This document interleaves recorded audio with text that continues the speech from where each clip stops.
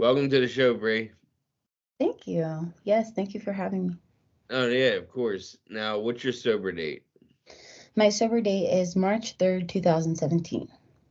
Okay, that's awesome. So you're coming up on 7 years. Yes, I am. That's a great feat. Yeah. Now, what were you doing March 1st, 2017? Oh gosh. I was homeless on the streets of Denver, um, shooting That's heroin, shooting meth. that's the worst like place to be homeless too. Is somewhere as cold as Denver is. Yeah, it is. How long were you homeless for? So I was homeless by choice for almost 3 years. Yeah, in Denver, Colorado. Were there shelters you could duck into? So I wasn't one of the homeless people that went into the shelters or utilized like community resources at all. I was running around with a group of people that were stealing cars, breaking into homes, breaking into apartment buildings, committing crimes around the community. Oh, okay. Yeah. How'd you end up with those people? So in 2012, I moved from Ohio to North Carolina, then to Colorado. So I'm originally from Ohio. My family moved out here for my other family, essentially for familial support. And I came out here. I lived with my family for, I don't know, 6 months.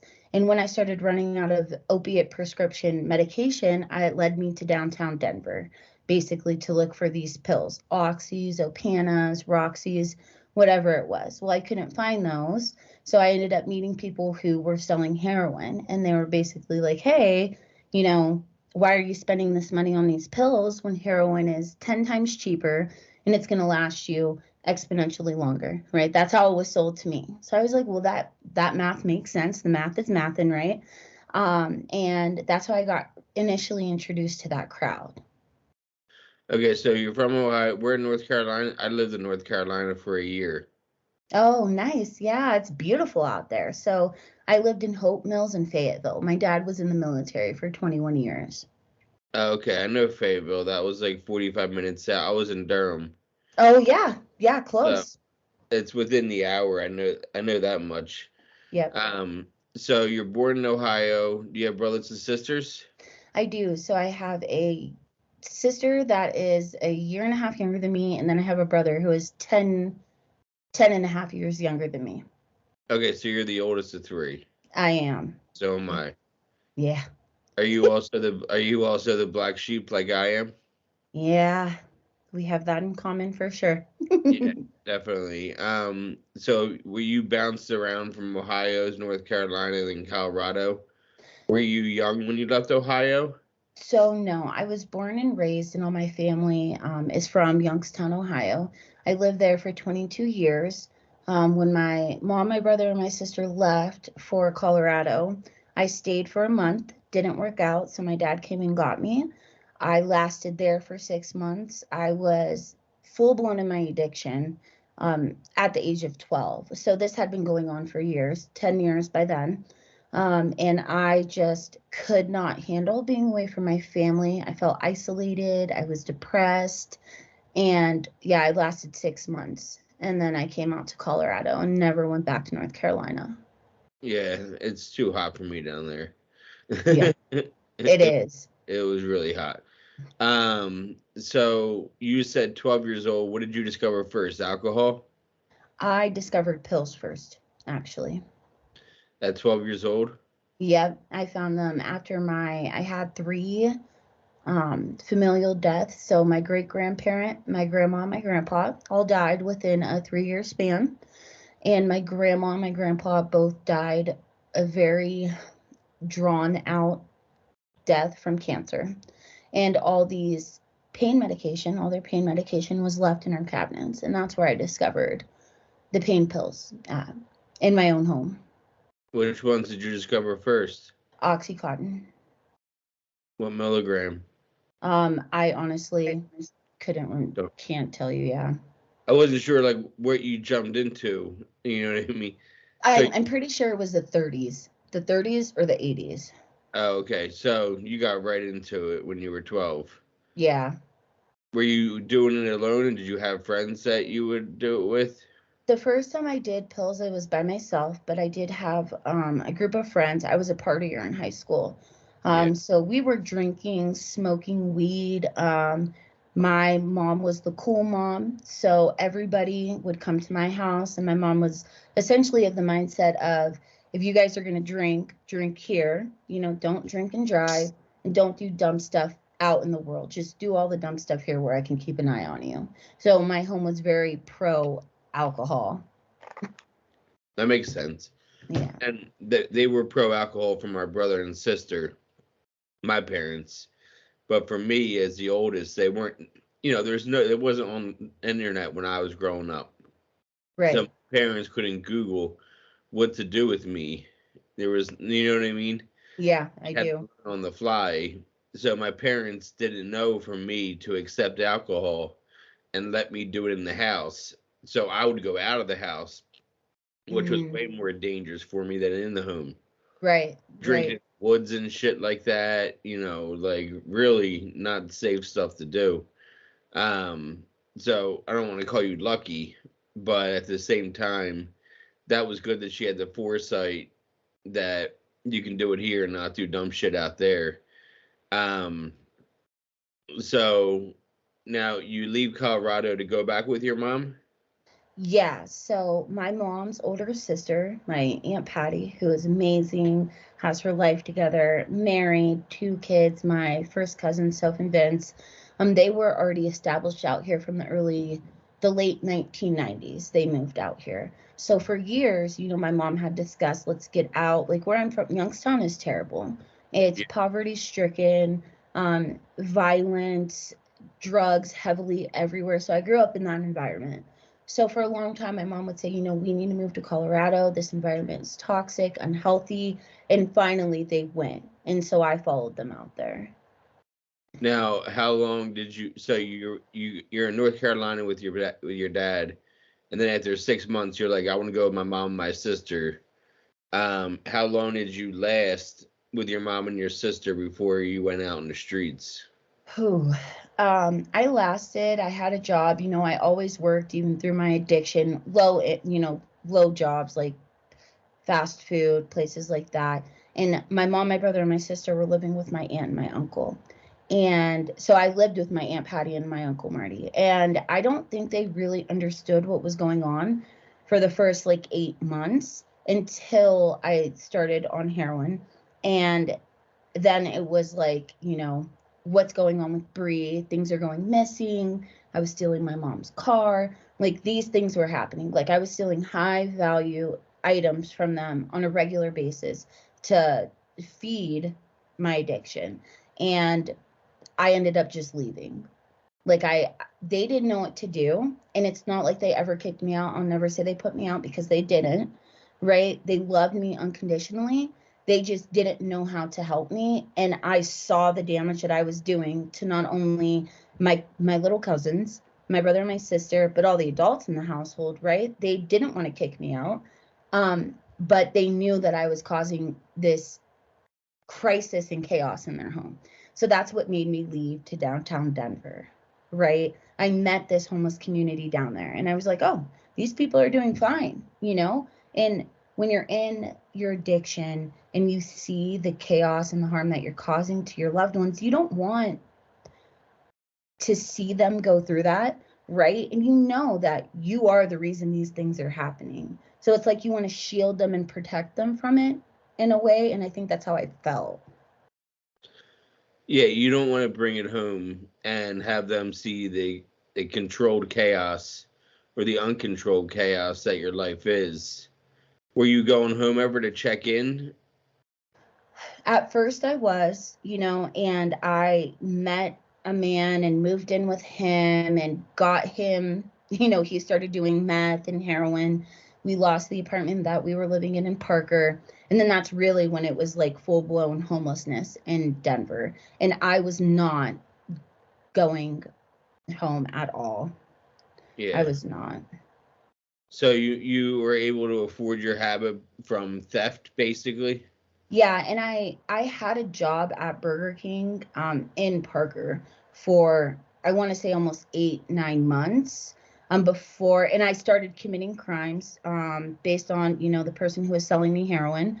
And it was, I want to say, check fraud. Sorry, my memory is so fuzzy from these years.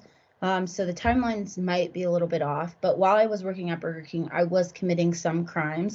The police came looking for me, and then I was like, oh, I can't go back there. I cannot work anymore because they know where I'm at, right? It was easy math, and that's when I was like, okay, no one can find me. I need to disappear, kind of. No, that makes sense. Um, so what was it that made you finally? Did you try getting sober at all in those 7 years? No, I was in denial. I'm like, I do not have a problem, and when I was injured, I think at 13 or 14, I was athletic, so I was playing softball, and I was getting a prescription of Tramadol. They were prescribing me like 180 um That's a for yeah, I mean, this is back in the day, though, right? They were yeah, like yeah, that's true. prescribing pills like candy, and no Yeah, one knew, right? And well, Tramadol isn't like Oxycontin; it's synthetic. It's not addictive, right? All these myths in the early times, right? So I was getting this prescription on top of my other use, buying pills off the street, people that I knew, and trading those for, the good stuff, essentially. And I stopped being prescribed those medications. Oh gosh, I want to say in like 2012. that makes sense. And Yeah. that's when it goes off the rails because you don't get your supply of six a day. Like that's a lot, six a day. Oh, I was up to like 25, 30 a day. I mean, to give you 180 a month, you Yeah. did six a day. Right, right, right. I believe that you were going through them. And I used to be prescribed Oxy 30s, Roxy's, Mm, and my script of 120 would be gone within a week. yep. Yeah, it's like I was doing 10, 12 a day, and there all of a sudden it's like, who stole my Oxy? He stole my, Right. it was me. I'm the one that stole them. Right. And I was getting Xanax bars, 120 a month also. So that mixture of Xanax and Roxy's daily, it was not. I was not a productive person in society. Right, right. So I definitely hear you on the pills. I was so addicted though to snorting Roxy's that I never did heroin. I was a Really? cocaine addict and I was able to afford the pills for the entire. I ran for a decade and I always had a job, so I was always presenting sober. I was the pothead. You know what I mean? Like Yeah. I was the one who knew how to drink and have a good time. So I was masking the entire time. I barely drank, but if someone saw me with a drink in my hand, I could look drunk and be like, "Oh yeah, that's I just been drinking too much." And Right. kind of like, my family would be like, "Oh, that's fine. He's just drinking. He's just a little partier. That's all." And as Right. long as you're not drinking and driving, which I never drank and drove, I was an alcoholic when I was 12, and not because of how much I was drinking, but because of why I was drinking, if that makes sense. Yeah. No, absolutely.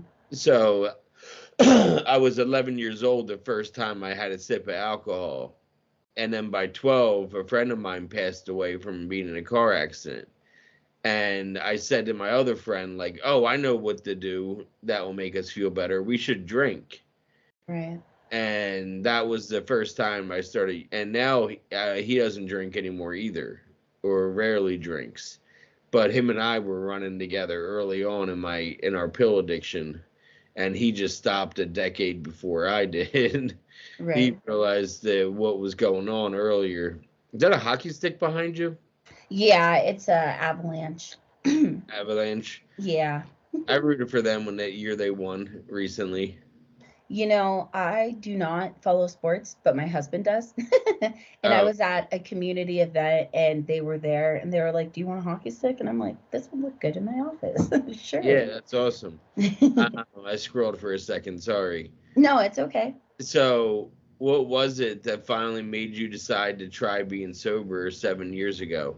Oh, man. So it wasn't, I had a come to Jesus moment. It wasn't, I was like, oh my gosh, my life is in chaos.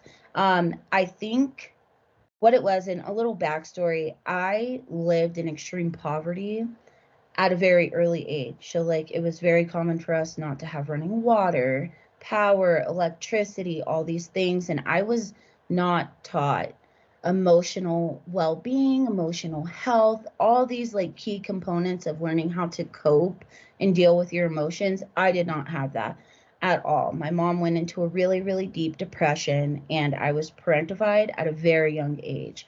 So I had all these very adult mom father responsibilities as a child, right? So even though I was taking all these pills, I was working two jobs, I was doing all the things, I tried to make sure that my brother and my sister went to school while I was at school, like all these different crazy things. So when my mom and my brother and my sister moved to Colorado, I was like, I'm free. I don't have any pressures. I don't have any obligations. I don't have any responsibilities. And that has been my life since the age of 10, right? So in my warped, delusional, addict brain, I was like, well, I'm free. I can do whatever I want. I don't have to worry about, you know, bills, responsibilities, taking my siblings to school, and any of these things. So I was like, I'm free. So I saw the way that these people were living downtown because I was uneducated. I mean, I graduated high school, but I was so out of my mind. I was like, I don't want to have to participate in society. My perception of life was life sucks, life is hard, you're always going to struggle. And I was like, well, if that's the only way to live, I don't want a part of that, right? And that was a mentality that was passed down to me from the parent in my life. So I felt like a sense of freedom, I guess, being on the streets. So I knew in so this is what happened. In 2016, I got really sick. I was on the streets, homeless, living in a tent on the Platte River, right outside of downtown Denver in the Rhino District. And I was a sick kid. So I ended up getting pneumonia in December, or is more like November 2016. And I let it go until the point like I couldn't walk, I couldn't talk. I was coughing up blood. I had asthma, but I like knew something was really wrong. But I was scared to go to the hospital because I was like, I think I'm dying. Like, am I going to die if I go to the hospital? Which, delusional. The hospital is where they save you and take care of you, right? But I was high. I ended up being stuck in a stairwell for 4 days, 4 to 5 days. I couldn't walk down the stairs. I was using the restroom on myself. Like, I was like 80 something pounds. My friends tried to take me to St. Anthony's in Jeffco, Lakewood area, Golden area, actually. And I went in and they were like, I can't believe you're alive. Like, your heart rate, your oxygen level's too low. Like, if you leave, you're going to die. And that really freaked me out. And it didn't help that they gave me like a ball of clear when I went in. So I was like freaking out, paranoid, left, went to a friend's motel room, and then I like stopped being able to function. Like, I just laid on this motel, seedy motel off West Colfax for a week. And then the two guys in the motel were like, hey, you can't die here. Like, we have to take you to the hospital. Like, you're dying. I can tell that you're dying. I've seen you in active addiction and you're a million times worse. Like, we're taking you. By the time that I got to the hospital, they had hit me with a shot of Ativan to try and bring down my blood pressure and then put me on oxygen, and I went into a coma. So I was diagnosed with pneumococcal pneumonia. They couldn't figure out who I was for like 2 weeks. When they finally figured out who I was, they called my mom. And we're like, hey, you and your entire family need to get here. There's like a 10% chance that she's going to survive this. And I was hospitalized for 4.5 months. And they ended up removing my right lung. I had sepsis. I had deterioration on my right aortic valve. And I was so looped up in the hospital off hydromorphone, fentanyl. Like, I didn't even like realize like, hey, I could possibly, they don't think I'm going to survive the surgery. So after the surgery, I started to realize like, hey, like before I left, they're like, if you go back to active addiction, you're going to die. Like, your body cannot take it. You know, I had 32 staples closing me up. And then I realized like, oh, I have a problem. I am an addict. But I was like, I don't want to do this. I don't want to die. I've never been suicidal. I love living, even though the way I've been living is awful. In squalor. Right. But I never had a death wish, right? And I never correlated to me that addiction could lead to death. On the streets, I had known people who are 50, 60, you know, in their late 30s, going on 40s, who had no health conditions. They were just addicts, right? So addiction looked different for me, and I knew I wanted to stop, but I didn't know how. So they gave me this script of hydromorphone when I got out of the hospital. When that ran out, you know, when you're, you know, getting out of the hospital and they're like, their job is saving your life, right? They are not equipped to help you deal with an addiction, even though if that's what caused you to enter the hospital, you know, on death's door, right? So I knew I wanted to stop. I just didn't know how. And then the withdrawals kicked in. So 10 days after I got the staples removed, I was back downtown skating. I was still raw from surgery, you know, sick. And I did that. I ripped and ran for another 9 months. I was on the run the whole time. I was indicted for an auto theft ring in Denver, actually. And then I finally got picked up, and that was March 3rd, 2017. And then I was like, okay, I am an addict. But I still don't know what to do. Like, my family was not privileged enough to have the education or the resources behind helping somebody with addiction. Like, I didn't even know there was inpatient treatment, detox, PHP, IOP, MAT assisted treatment. I wasn't aware of any of that. I didn't know any of that either until I got to rehab, and they're like, oh, do you want Suboxone maintenance, or do you want this maintenance, or do you want Vivitrol? I'm like, what's Vivitrol? And I was like, I wish I knew what Vivitrol was going into this thing. You know what I mean? Like, I'm learning Right. about all these different. I learned about Vivitrol 45 days sober. I'm like, well, I'm not going to get into it now. Like, I'm already doing Right. well. I got right into AA and, got the big book study. And that was early on. My rehab was like, I went to California for rehab. I'm from New Jersey. I live in Pennsylvania now, but I'm from Jersey, like right next to Philadelphia. And a lot of people that I know that got clean or sober, they went down to Florida. And I chose to go to California because I didn't want to know anybody. I didn't want to run into anybody.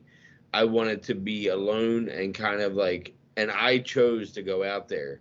So when I was in there, they're like, all right, well, we take you to 2 meetings a day. I'm like, 2 meetings a day? I came here to get clean and go back home. I didn't come here to go to meetings. They're like, Right. because I knew about AA, but I went to one meeting before, and I was like, this is bullshit. I'm going home. I'm not going back there again. And then, like, I was Mr. AA for a while. Now I don't go to meetings really because I live in the middle of nowhere, and they're more, I don't want to say more strict, but they look down on people that use MAT. And I use cannabis early on in my recovery. Like, I went to a rehab called High Sobriety, and where they you go to a doctor, you find out what kind of treatment plan you need, and you get prescribed cannabis out there. Nice. So, and they taught you how to use it responsibly. And so, like, I never used it to, like, get high. I used it as a way to sleep. I used it for anxiety, during the day and that kind of shit. And I wasn't smoking it. I was doing, like, the tinctures and the edible at night to help me. Smart. So, like, I was never, like, catching a feeling, if that makes sense. Yeah, no, Um, absolutely. so I'm all for Matt and completely, you know what I mean? Like, whatever you need. I know people that were on Vivitrol for like 18 months and now they're 8 years clean. So I know Vivitrol works. So I'm a huge proponent of that. Um, so when you first did you go to rehab? I did not. Yeah.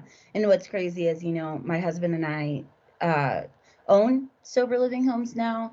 And people always ask me, they're like, well, what treatment center did you go to? What group did you go? That was not my path. And I wish it was, but it wasn't. So What was your path? my path was I sat in county jail for a year. I got bounced around to 3 different counties because I had been wreaking havoc in the community. Like I told you before, like I'm a 3-time convicted felon. Like it is what it is. Like that was my path. While I was incarcerated, I did relapse when I found out I called her my soulmate from back home. I grew up with her. She overdosed on fentanyl. And in the irony there, I relapsed on heroin. Um, but they were like, because of your underlying health conditions, you had no criminal background before you started using drugs, and you almost died. We're going to give you another chance. We're going to give you an opportunity. And my public defender, Marcus, he really, really fought for me, and I will be forever grateful to him for that. So I sat in jail for a year, and I got released to community corrections, which is the halfway house.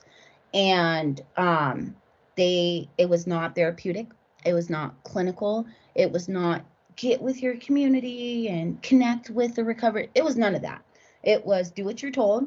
It's a facility outside in the community. Like you have to shake out your bra when you come in. You have to give them your stuff. They search it. You're not allowed to have your own medication, right? Thankfully, I knew I was struggling, and I reached out to one of the case managers that cared, and she connected me with Denver Health, and I got on Suboxone, and that really, really, really helped me. But still, even then, they weren't like, well, there's AA and NA and CA, and have you tried IOP, outpatient treatment? Like, it was none of that, right? I just thugged it out. I was like, I don't want to go to prison for 6 years. That is not who I am. That is not what I want my life to be. I'm going to put my head down. I'm going to work these 12-hour shifts constantly. And that's what I did. I came back right after work. I wasn't messing around with people that I knew downtown. Well, I did for like the first 6 months, right? And then I realized like that's not where I want to be. I don't want to be homeless in 5 years from now. I want to have my own place. I want to get my life together, right? So I stopped. And that's the Like, difference too. That's why you got sober. Like, you're saying you wanted this and you wanted that. Like, that's another reason why it worked. I remember 35, 40 days sober, and I was in the halfway house, whatever you want to call them, halfway house, sober living. yeah. I was living there, and I was with this girl that we were in rehab together, like inpatient. And she relapsed, and she was getting sent back to inpatient. You know how that works. You're an inpatient for 30 days, 28 days, and then you get sent to a halfway house for sober living to be there for like 3 months to a year. So her and I were an inpatient together. Now we're in sober living together, and she relapsed. And she was crying. She was like, I don't know why this doesn't work. Like, I need this so bad for my mom, my dad, and my sister. Like, I need this. And I was like, that's why it's not working, because you're saying you need it. I want to be here. I chose to be here. I want to better myself, and I don't need to. Well, yeah, I need to, but I want this so bad. And when you want it, you're going to actually have an effect in your life and a change in your life, because I want it. I'm going to work, do it. Whatever you tell me to do, I'm going to do that because you know better than me. I'm the reason I'm in here is because I'm paying attention to myself. So I appreciate you saying you wanted it, because that's why it worked for you so early on, is Right. because you did want it, not because you needed it. How long did you stay in the halfway house? So I just want to make like a clear, like, I want to make it clear. I was sentenced to the halfway house as a deferment from Department of Corrections. So it's not sober living where, in the sense of our, like the sober livings in Colorado, some are court mandated, ours is not. So community corrections is not recovery sobriety based at all. It is incarceration in the outside world. But I was there for 2 years. I successfully completed, which means they just discharge you. Like there's no Yeah. celebration or, Yeah. yay, you get a certificate. It's okay, you're out. Like you're Yeah. done. Like bye, get out of here. On to the next Yeah. person coming from prison, right? And during that time, I worked at Popeyes, low jobs because I had no skills, tools, right? And that's what I did before.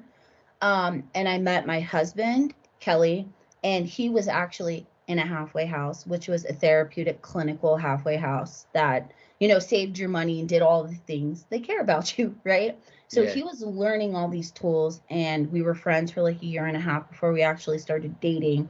But he was gaining all this education and going to AA meetings, and what he was learning, he was teaching me while I was in the halfway house. So he was a really, like, obviously I'm married to him now, but he had such an impact on my life during that time because I just wasn't getting the resources and being educated in the ways that he was, which is, it's, that needs to change, for sure. Did that eventually lead you to the rooms?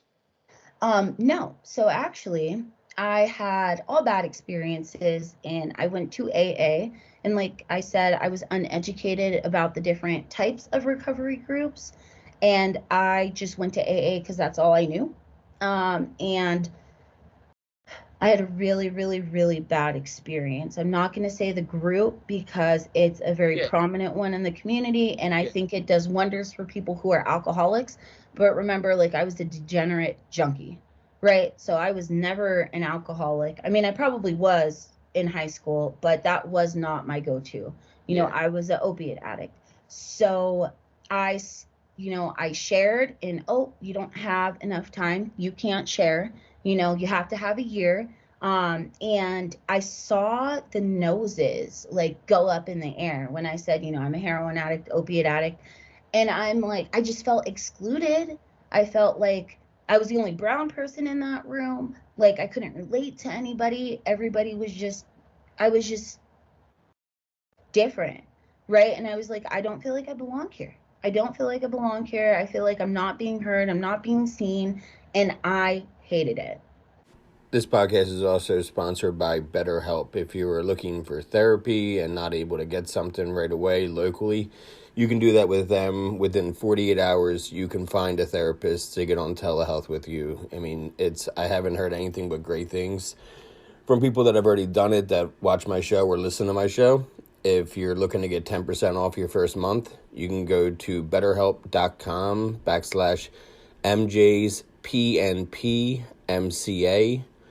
That is betterhelp.com/MJsPNPMCA. That's And I why never went they back. make you wait a year to share. Like the earlier on, the more you need to share.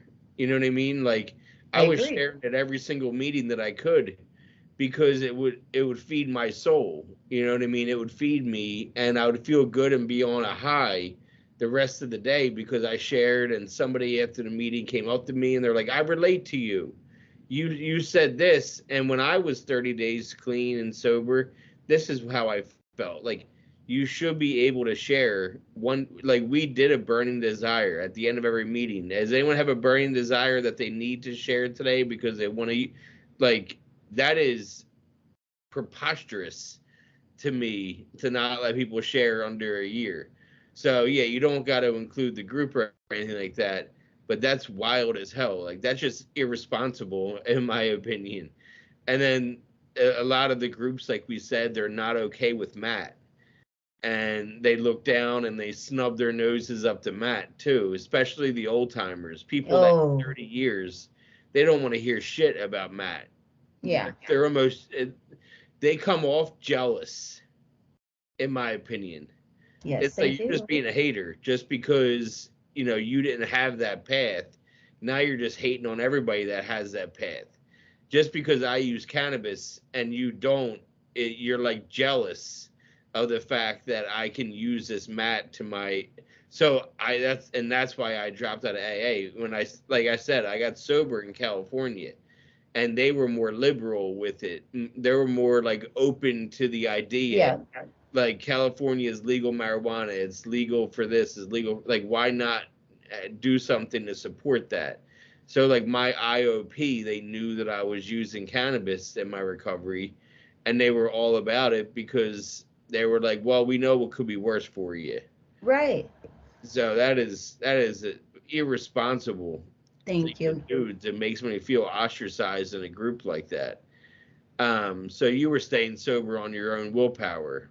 Yeah, and when I left the hospital, I quickly realized that I only use these hard drugs for, less than, we'll say, 4 years.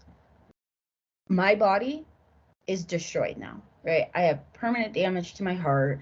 I have one lung. I already have asthma. I already have a terrible immune system. So if I'm in a huge room and one person's sick, guess who else is getting sick? Bree's getting sick, right? So I quickly realized that, oh my gosh, I have destroyed my body.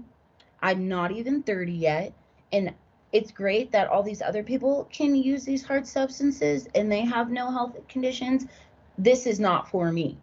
Like, I have one body, I only have one lung now. So if something happens to me, like, you can't live without, two lungs. You can live with one, but That's not crazy. zero. I was never sick until I got sober. I Really? never had the flu, and like, well, I could have had the flu, but the flu always presented itself like you were withdrawing. So Mm, if I had the flu, I'm like, oh, I'm just withdrawing. I'm gonna go get high and and I'll feel better. right, So, but I never had pneumonia, and I wasn't homeless. right. So being homeless, and especially you're homeless in Denver, fucking Colorado, where like you're not in sunny California homeless where it's okay to sleep outside at night because it's in the 70s. Yeah, Like you're sleeping outside where it's negative, yeah. like snowstorms and like just in a tent. Did you have to shovel like a little 1x2 area to get in and out of your tent? Like that's fucking wild. Yeah, we did the most. And honestly, like, I knew a lot of people who sold drugs too. So, there was like a handful of like 4 to 6 people who I knew that were supplying the homeless, and they always had money. So if it was really bad outside, like they always let me in. Like there's a few apartment complexes that I knew people, so it wasn't like I was on the streets for that whole time. But still, Um, yeah, and I was lucky because, you know, I'm a cool person, I'm easy to get along with, and I have an infectious personality. So people tolerated me a lot and people liked being around me. So I was in these positions that most homeless people weren't in, right? And I can get into these buildings that other people couldn't get into. Obviously, I was on drugs, but I didn't look homeless. So I would always, when we were breaking into an apartment building, they would be like, "Oh, Bree, you go in first, because they'll just let you in. You ain't got to break in, right?" But yeah, it was terrible. And I was a sick kid. Like I had to get allergy shots, and I always had the flu or pneumonia when I was a little kid on the East Coast. So I guess I just didn't take that into consideration. Like, hey, you've already get sick super easy. You probably shouldn't be putting yourself in these positions. But who's thinking about that when you're getting high? You don't care. You know, you're not like, oh, wait, I get flu and pneumonia really easy. Let me not be outside when it's a foot of snow and 10 degrees outside. so how did you get into? And we're kind of jumping ahead now. How long into your recovery did you jump into sober living homes? So, it's actually not jumping ahead. As soon as I met Kelly, he was like, I'm a felon. And he did 13 years in maximum security prisons. He was a violent offender, a career criminal. And so he did 13 years flat, and that doesn't include the juvenile time he did. But when he went to the halfway house, which is called the Fillmore House that he went to, he was like, well, I want to do this for people because these people have no idea what addiction is. 90% of the people who are committing crimes have an addiction. I want to be a part of the solution, not the problem. And then he quickly realized, I'm a felon. I can't open a halfway house. Duh. So one of the guys in there was like, well, if you can't open a halfway house, why not a sober living? Right? It's the same thing, except the justice, criminal justice system isn't directly involved. So when I first met him, he was like, I'm going to open a sober living home. This is what I'm going to do. And I thought he was crazy. We both met working at Taco Bell. I'm like, how can people like us, felons, come from poverty, how could we do this? Like, this doesn't make any sense. So for the longest time, I thought he was delusional. I'm like, yeah, okay, right, Kelly. But once we like actually got together and started dating, he was like, we are going to do this. And like, we're going to try everything we can until it works. So we as a couple educated ourselves on finances, how to save, like hacks to save money.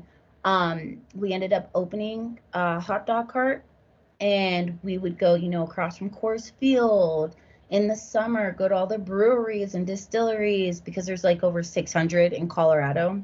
Yeah, I've been there once.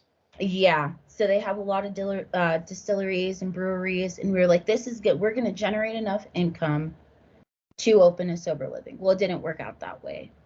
So finally, he was like, you know what, I'm going to work 2 jobs. You have all these health conditions. If you don't want to, it's fine. Well, I saw he was working, like 18, 16-hour days. And I was like, I'm going to do this with you. So we did that for a year and a half and saved up enough money to open a sober living. I created all the policies, procedures. We tried to buy a house. It fell through. And that was last December, actually, because we've only been open for a year. We're on year 2 now. And he met somebody who heard his story, who was also in recovery and from meth and alcohol. And he owns a bunch of properties in Denver. So he heard Kelly's story, met with him, toured our first home, which is our 943 home. And we opened the sober livings on a handshake, like no leases, no documents. He was like, I believe in what you guys are doing. I believe in you, and let's do this. And that's really how it happened. That's crazy. That's like, that's why you talk. That's why sharing is important, is because other people can then feed off of what you're talking about and be a good resource. This is why the whole 1 year thing is bullshit. You know what I mean? Like, yes. Yes. So you have 1 sober living right now? No, so we have 4. Yes. So our first day was, I think, we got our first resident December 27th, 2022. So right before 2023. There is a very prominent sober living home owner. I'm not going to say his name because I don't know if he wants me to or not. But we reached out to like some of like the heavy hitters in the industry, and we're like, hey, help. We have this experience. We want to be a part of the solution. Can you help us? So there's 2 of them who sent us like policies and procedures. And one of them, we're like, hey, we're struggling. Can you help us? He filled our first home, like literally with 12 guys. And a lot of those guys stayed with us. We have a few of them still in our home right now. So once we had that one home filled, we're like, you know what, we need to network. We ingrained ourselves, immersed ourselves in the community, and we have really, really, really nice homes. like luxury homes, but they're affordable program fees, right? And they're in really good areas. So Capitol Hill, Cherry Creek, South Denver, right by Cheeseman Park. Beautiful, beautiful neighborhoods. So we were getting calls, and then we expanded to two. And that was in April. And then in July, we opened our third. And then in October, we opened our fourth. So in total, we have 4 homes. And at capacity, we serve 46 men in recovery. That's amazing. Like, that's so many people to give support to. Do you do regular drug tests there? Yeah, so we do lab tested UAs through a lab, so it's at no cost to the guys. We do breathalyzers. We do one random weekly UA and BA as well. So, it could be a random Thursday and I pop, like, I'm very involved in the home. So I know all of our guys. I know all their stories. I know where all of them came from. Like, it's not like our guys don't know who we are because we're so involved in the homes. So one random day I'll just go and be like, oh, everybody has to take a breathalyzer. I don't UA or house managers do that. But yeah, definitely accountability. They have to have a sponsor of some sort. So that could be NA, AA, Dharma, SMART. We're all pathways. There's not only one way to get sober, and we're really big on that, right? They do have to attend 4 meetings. Whatever those meetings look like, you have to be involved in the community. And we also provide recovery coaching as well for that added level of support. That's awesome, because I'm glad that my house sent me to AA, but you know what I mean? Like, and it was the same kind of idea. You had to go to a meeting a day. You had to go to IOP, 5 times a week. And, that my insurance didn't cover my house stay. And my insurance, I had to pay out of pocket for my house, my sober living. But my insurance at least covered IOP. It covered UAs. It covered for my medicine. You know what I mean? But I had to pay $1,500 out of pocket to live in my sober living. $1,500 is a lot each month when you're not working yet. You know what I mean? Like, because we're fresh out of rehab, I can't get a job right away. Yeah. I ended up finding a job at like Best Buy. It's because I had experience there, and so they hired me. But that was 90 days sober. Right. So, like, luckily for me, I was fortunate enough to have a dad that was in support of what I was doing, and he paid the $1,500 a month for 3 months for me to, like, at least give myself some time there to be able to come back and be a functioning member of society, because we ran a plumbing company together. My brother and my dad and we had a franchise of Roto-Rooter Plumbing, and so we worked very hard at that franchise. And so, like, I knew my dad and my brother needed me to be sober to be able to work. So when I came back, my dad was like, and my dad's passed since then, so I don't mind telling like stories about him. And so when I came back, my dad said to me straight up, like, I've needed you back here since the beginning, but I needed you to be able to be coming back here on your own. I didn't want to force you to come back. Right. Like, so I'm glad you're back, because I've needed your help for the last 3 months and been stringing along without you. But I'm glad you're back and you're feeling good. And I still was going to 1 or 2 meetings every day. My dad let me leave every day to go to a nooner. Nice. I love the afternoon meetings, the 12 o'clock meetings in the middle of the day. I feeded off that shit early in sobriety, going to 12 noon meetings, because, like, you start your day when you're in recovery, your head's still kind of all over the place, especially that early on in sobriety. You kind of need that direction and that kind of push. And it's a shame you had such a bad experience, because it really is helpful to so many people early on to be able to talk about those feelings. And these are all new feelings. We weren't feeling our feelings. We were getting high and kind of masking our feelings with whatever drug we were using. So, and I know you recognize that more now that you've had some sober time and that you see these people and you're like go to meetings 4 times a week. Like that's a great thing to do to kind of give people some structure and then get them feeling like a functioning member of society again. Do you require them to work at all? Yeah, so our program fees are $1,000 a month. And there's some guys whose family members are able to help them pay their program fees, which is great. And if you can have familial support, bro, we support that. That's phenomenal. Yeah. Like family is the shit. Mine was when I was in addiction. Oops. But we do encourage you to work. And if you're not working, you need to be at least volunteering and you need to up your amount of meetings. You have to. And then if you are coming, like we have a guy today who's coming straight from jail. His family is paying for his first month. You know, we're going to get him set up. Do you have all your essential documents? Do you have your ID, birth certificate, social? If you don't, we're going to get that for you. Do you need a phone? We have resources for phones. What kind of job were you working before? Or what kind of job are you willing to work right now? Okay, well, let's sit for an hour or two. Get your resume together. Let's help you apply for these jobs. Do you like NA? Do you like AA? Do you like Dharma? What is your thing? And how can we help you get to where you need to be? And we're going to help you through that.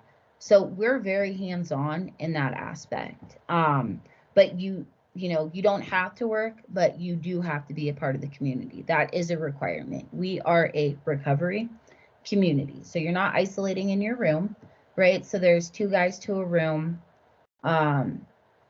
in our 947 home, which is in Capitol Hill, 9th and Clarkson. We do have 3 singles available. Doesn't cost more. It's incentivization. Are you excelling in your program? Have you had any relapses? Are you, growing as you have been in our program, right? So it's incentivized single rooms. And we only have 3. But you definitely have to participate in the house and the community. That is a requirement. That's awesome. Yeah.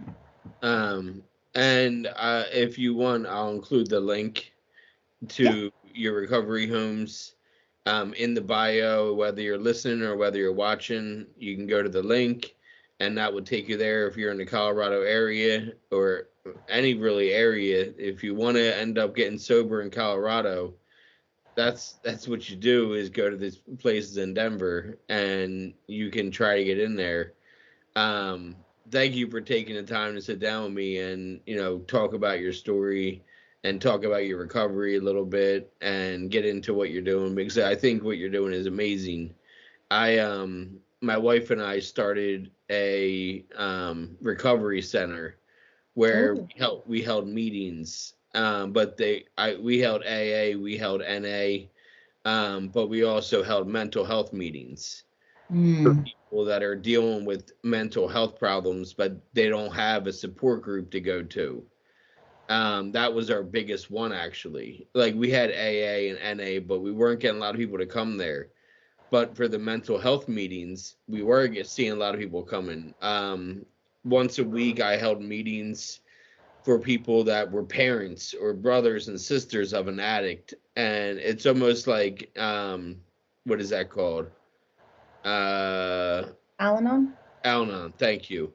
It was kind of like an Al-Anon, except for instead of talking amongst each other, they were talking to me and asking me questions as somebody experienced in being in recovery and being an addict. They could come to me and being like, why is my son doing this? Why is my daughter doing this? How are some of the ways that you stayed sober and it's good that I felt useful. Right. You know what I mean? And unfortunately, my wife got sick with MS. And sorry. We couldn't afford to keep it going because we weren't getting community support was none. Right. Like we were going around trying to get donations, and we were a nonprofit, so it's not like we were asking people for donations for profit. We were asking for Right. donations to keep the rent, keep the lights on, keep the rent going. And everyone said no, except for like one flower shop. My dad donated a bunch of money. Each month, Oh, my dad would donate like $500, and that would cover our rent. And so, like, my dad helped us a lot to stay open. But you know, at one point, I was like, Dad, you don't have to keep doing this. Like, either we're gonna get support or we're not. right. That's just, it is what it is. We've tried it for a year and a half now. We're not getting support. You hold on to your money, and let's just, if it goes away, it goes away. And we had to let it go March of 2012 or 2012, 2022. In 2012, I was not thinking about recovery Right. in 2012. And in fact, in 2012, it was my first time getting prescribed oxys. Oh, So I was already 4 years into my addiction, but I finally found a shady doctor that would write me my prescriptions each month. But like I said, I was going through them in a week, and then I was back on the street again, being like, you know, who's got Roxy's? And being that annoying guy that would text you 5 times a day to see if you were good. Um, right. but I'm so glad you're taking the path that you took. And after so many years of literally on the streets being an addict, to sit here and say, you know, you'll have 7 years, and I'll release your episode right around your 7 year mark, which is March 2nd. What day of the week is that? Here, let me take a look. See on my calendar. It is on a Saturday. Yeah. So I'll post this the week before or the week after. Okay. This way you can, well, either way you can, you know, like I said earlier, you can release it or whatever to your page. But I appreciate you sitting down and taking the time to talk to me. And that's awesome what you're doing. Like, keep doing what you're doing for the community. Before you know it, you could have 8 houses. Yeah, we're working towards that, man. You know, what we're realizing is that although Colorado and California are very progressive states in the recovery community, and also there is a lack of quality care and also a lack of acceptance of MAT treatment. We are one of the few that accept Suboxone, methadone. If you have severe ADHD and you have mental health meds, like, we accept that because, I mean, meds are important, like, point blank period. Like, we've had, you know, guys who have ran out of their medication and they're schizoactive, they're schizophrenic. Like, you cannot restrict people from mental health medications and recovery medications. So we want to expand, and we're very pro get to a year sober in whatever way you can. Yeah. So. And that, you're absolutely right, is the people that are already sick and need their medicine. I mean, my first fiance was an alcoholic, and she could never feel accepted because she was schizophrenic and bipolar and all these other things. And she eventually took her own life in 2000. I'm sorry. Thank you. In 2015. So it's been 8 years. But it never gets easier. But at the same time, like, I do things to honor her. You know what I mean? To celebrate. Like, I learned all these new things in therapy and in treatment of ways to be, like, accepting of, you know, what happened and how it happened and why it happened. And you learn how to cope with these things through recovery and through what you're doing by, you know, pushing. Well, at least you go to one, go to Dharma, go to SMART, go to AA, go to NA, go somewhere where you can feel a sense of community again. Right. And, you know, I think another thing that we often forget is, you know, it's always about the addiction and the substances, but so many people have mental health issues that yes, that are not being addressed. So we're very pro, you know, have you spoken to a counselor? Have you ever thought of therapy? Think about your childhood. is there any one or two things that you can remember that when you think about it brings you to your knees? Okay, that's childhood trauma, right? And that's usually, when our addictions begin. I know it was for me, on top of the neglect, the abuse, the lack of basic needs. Like, so these are things, and it gets icky when you're, because we're a men's only program, right? And guys don't like to talk about these things, but that's why we partner with the resources in the community who are professionals and are able to effectively and appropriately address these situations and this trauma with our guys. Because so many people that I know have BPD, have schizophrenia, have, manic depressive, all these mental health disorders, and they're not being diagnosed. People are telling them that, oh, you're just crazy, you're fine, or you don't need your meds, or meds are bad for you, right? And then you end up self-medicating with whatever you are, that substance is. And then this cycle just continues forever. Like, And there's so programs for therapy too. There's people that say, "Oh, I can't afford therapy." It's like, no, you can. Like, I'm not paying for therapy right now. I don't have a copay. I go to therapy every Wednesday at noon. My wife goes to therapy every Thursday, and there's resources in the community that will give you insurance for free. yeah, And then you can turn around and use that free insurance to get free therapy. yes, Like, I don't pay a dime for my therapy. I don't pay exactly. anything for my, my mental, my what's it called, health insurance. I can go to the ER and not have to worry about a copay. Yes, You know what I mean? Like, because I deal with mental health struggles, anxiety disorders, manic depressive disorders, bipolar. You know what I mean? Like, you name it, I probably, had it.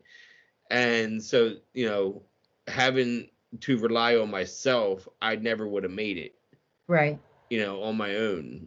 And it's because I have support between my wife and therapy and psychiatry.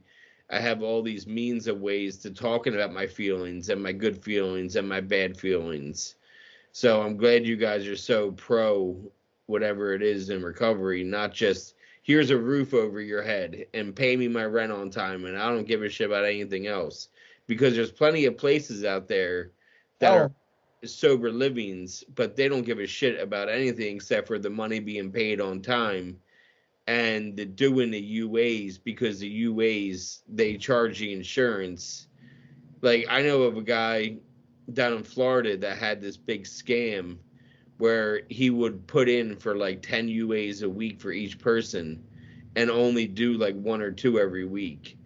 But he was billing the insurance for mm, all these UAs that they weren't actually doing. And he ended up going to jail. He's still in there for, good. yeah. So, because he had like $32 million in fraud or something like that. It was over $30 million worth of fraud in a 4-year period. Oh, yeah, no. So we don't get any kickbacks. Like, our UAs are handled through a company, and that's all they do is UAs, lab test. Our guys Yeah. don't have to pay for it. And if our guys don't have insurance, they fill out what's called a hardship form, which says, hey, I don't have insurance and I waive all fees. So they don't have to pay anything. And also, like, we work with guys. So, like, from the week before Thanksgiving until January 1st, 2024, our program fee entry was $500. And normally it's 1,250. So we were like, you know what? The holidays suck, dude. We're all from broken families. We all got mental health issues. We're all addicts. Like, this shit is hard, So why don't we make it easy on them getting in? So safe, supportive housing is important in recovery. If you ain't got it, you ain't staying sober. So what can we do as owners and, leaders in the community help break down those barriers, especially during a time when financial pressures are insurmountable, right? You feel obligated to get presents for everybody. You feel like you have to have your entire life together to be in front of the family, right? These are things that are issues that cause relapse. So how can we be of service to the community? right? Like if somebody's like, hey, I only have 700 but I'm sober and I'm doing all the things and I want safe, supportive housing. We'll work with them. We can help you. Okay. Let's get you in, make sure you have enough money for food because we don't provide food. That's the only thing we don't provide. But let's connect you with these community resources and at least let's get you in, right? Let's make sure you have all your basic needs met, and then we'll put you on a program payment plan, right? So it's not, the money is important, right? Because without the money, there's nothing to fund the cause, okay? And also, people in early recovery aren't balling, man. We're Yeah. starting from Yeah. scratch, bro. Yeah. Like, work with people. They deserve it. Everybody deserves that chance and opportunity, right? If you're not given it, how are they going to get to step 2? They're not. Yeah. So, yeah. Well, it was great chatting with you. Your story is, unique to you, but also relatable to a lot of other people that have had to live on the streets. I had a guy on here that was living on the streets of LA for 5 years, and he got by stealing shit too, and petty theft and selling it to.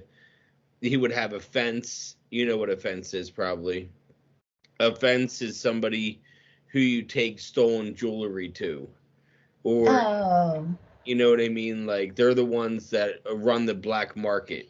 okay. Basically, that's what a fence is. Somebody that you take shit to, that you steal. They'll give you a list. I need this, I need that, I need this, I need Yep. that. And then he goes out and steals it and gets paid for it. So, I've had a lot of people on here that were homeless in their addictions, and now they're big people in recovery. And it can happen like that. Like your story is unique to you because it's you and it's your story, but at the same time, it's so relatable to a lot of other people in their struggles. So thank you again, Brianna. I appreciate it. You sitting down and talking. You're killing it. Keep doing what you're doing. It's working for a lot of people. You're helping. So Thank you. that's fucking awesome. Did you have anything you wanted to add before we close out? No, thank you so much for having me. Thank you for inviting me on your show. I appreciate it. And just to anybody out there, keep pushing. Don't give up on yourself, man. You are worth it. You deserve it. I don't care how many people in your life have let you down. Shit, you've let yourself down. Don't give up on you. You matter. You're worth it, and you deserve it. Yeah, thank you, Bri. I appreciate it. Yeah, anytime. Have a good day, okay? You too. Bye bye.